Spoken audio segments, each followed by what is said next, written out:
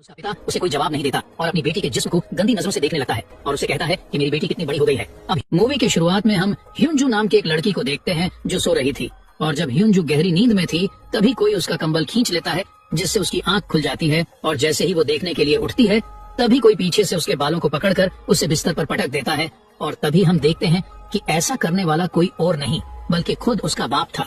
तब ह्यूंजू कहती है कि आप ये क्या कर रहे हो, लेकिन उसका पिता उसे कोई जवाब नहीं देता और अपनी बेटी के जिस्म को गंदी नजरों से देखने लगता है और उससे कहता है कि मेरी बेटी कितनी बड़ी हो गई है। अब जो अपने पिता के मुंह से ऐसी बातें सुनकर काफी डर जाती है और रोने लगती है। उसके बाद वह अपनी बेटी के बालों को छोड़कर उसके चेहरे को छूने लगता है, जिससे ह्यूंजू और भी ज्यादा डर जाती है और उसे कुछ भी समझ में नहीं आ रहा था कि उसके साथ ये हो क्या रहा है। फिर तभी उसके पिता वहाँ से चले जाते हैं। उसके बाद अगले दिन ह्यूंजू की माँ खाना बना रही होती है। तभी ह्यूंजू यहाँ सोच रही थी कि पिछली रात जो उसके साथ हुआ क्या वह उसकी माँ को बताना चाहिए।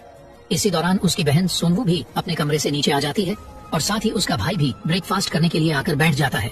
तभी उसके पिता भी ब्रेकफास्ट के लिए यहाँ पर आ जाते हैं और ऐसा बिहेव करते हैं कि जैसे पिछली रात उन्होंने कुछ किया ही ना हो, जिसे देखकर ह्यूंजू सोचती है कि कल रात तो ये मुझे बुरी नजरों से देख रहे थे और आज ये इतने अनजान क्यों बन रहे हैं।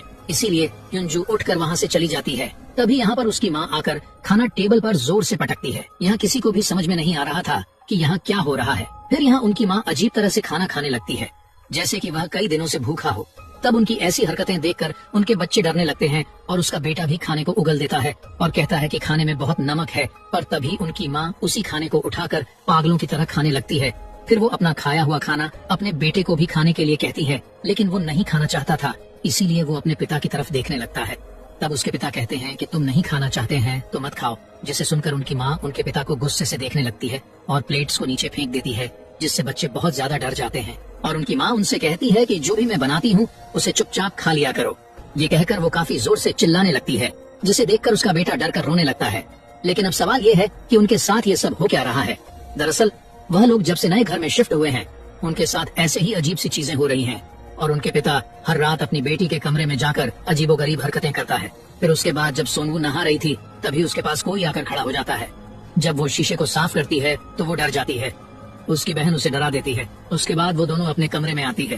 तब ह्यूंजू अपनी बहन को अपने पिता के बारे में बताती है कि कैसे हर रात वह उसके कमरे में आकर अजीबोगरीब हरकतें करते हैं, जिसे सुनकर सोनवू काफी हैरान हो जाती है कि उसके पिता ऐसा कैसे कर सकते हैं। तभी उनके पिता भी वहाँ पर आ जाते हैं, जो उनकी बातों को सुन लेते हैं, जिसके बाद वो वहाँ से एक चाकू उठाकर उनके ऊपर हमला करने की कोशिश करते हैं। पर सोनवू उन्हें धक्का देकर वो दोनों बहनें वहाँ से भाग जाती हैं। लेकिन तभी अचानक फिर से उनके पिता उनके सामने आ जाते हैं और वह सोनवू के बालों को पकड़कर वहाँ से नीचे फेंक देते हैं। तब वह सीढ़ियों में गिरकर वहीं बेहोश हो जाती है। तभी उसकी बहन ह्यूंजू डरकर वहाँ से भाग जाती है और एक जगह पर आकर छुप जाती है। तब उसके पिता एक हथौड़ा लेकर उसे ढूंढने लगते हैं। फिर वही दूसरी तरफ सोनवू को भी होश आ जाता है और वह अपनी बहन को ढूंढने लगती है।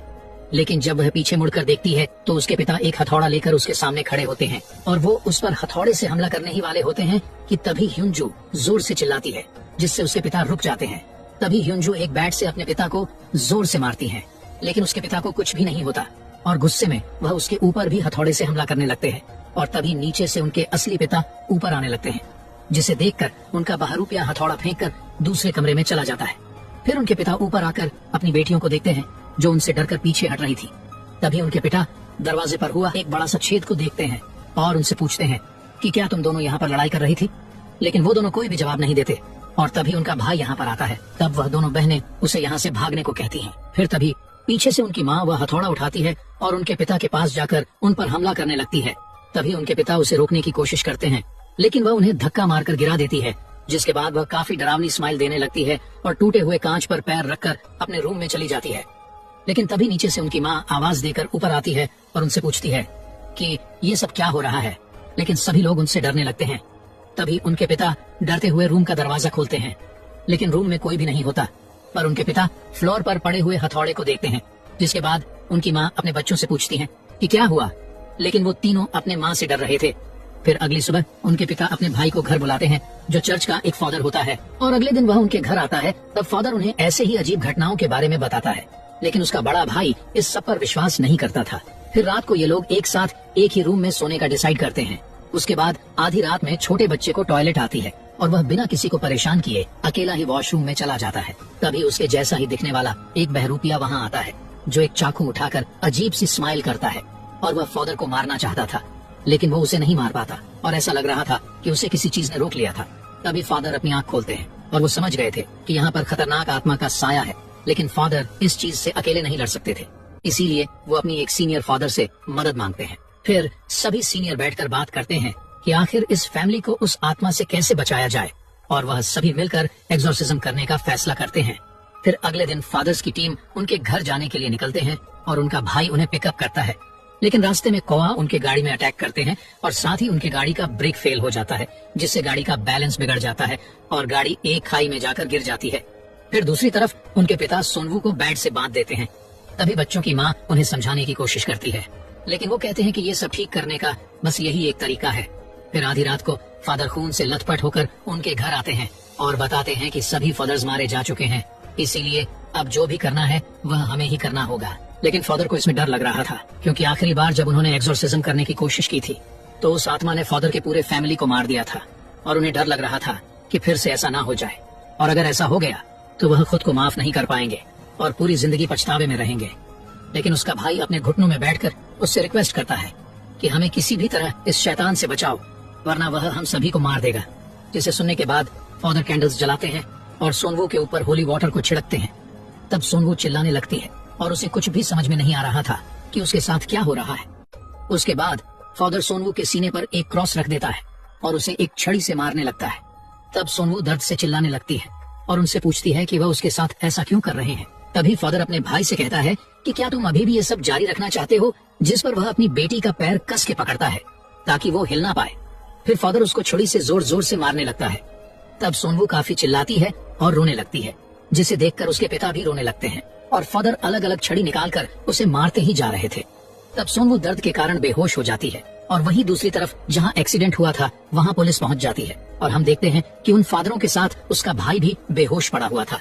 इसका मतलब घर में जो आदमी है वो उसका भाई नहीं बल्कि खुद ही शैतान है, जो कि लगातार सोनवू को पीट रहा था।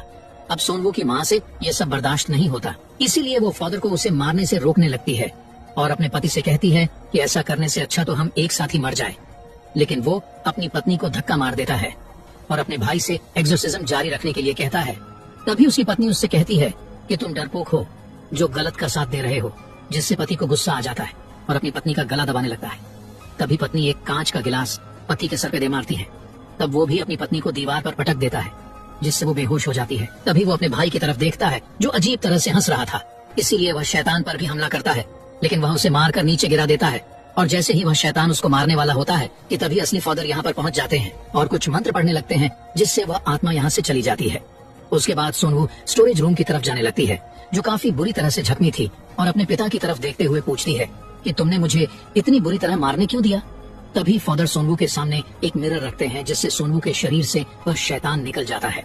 तब फादर उस शैतान को अपने शरीर के अंदर ले लेता है और अपने भाई से उसे मारने के लिए बोलता है, जिस पर उसका भाई टूटा हुआ क्रॉस उसके सीने में घुसा देता है, जिससे वह फादर और वह शैतान एक साथ दोनों मारे जाते हैं।